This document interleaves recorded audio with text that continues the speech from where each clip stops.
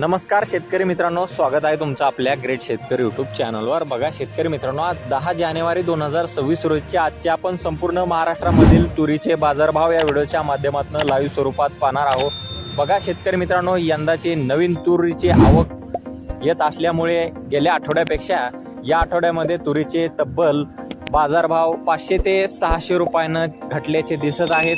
काही बाजार समितीने 7,000च्या समोर तर काळ्या तुरीला 8,000च्या समोर बाजारभाव दिलेला आहे। हे आपण या व्हिडिओच्या माध्यमातून लाईव्ह स्वरूपात जाणून घेणार आहोत। तत्पूर्वी आपण चॅनलवर नवीन असाल चॅनलला सबस्क्राइब करा। चला तर सविस्तर बाजारभाव जाणून घेऊया।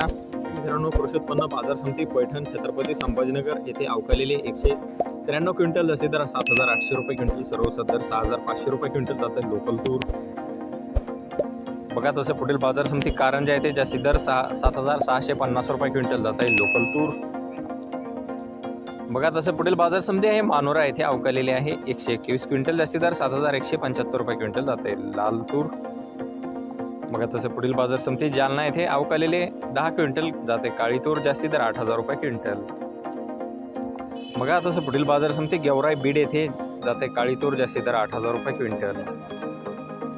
बघा तसे पुढील बाजार समिती लातूर येथे जाते लाल तूर, जास्तीत दर 7,461 रुपये क्विंटल। बघा तसे पुढील बाजार समिती अकोला येथे जास्तीत दर आहे 7,700 रुपये क्विंटल जात आहे लाल तूर। बघा तसे पुढील बाजार समिती चिखली बुलढाणा येथे जास्तीत दर 7,400 रुपये क्विंटल जात आहे लाल तूर।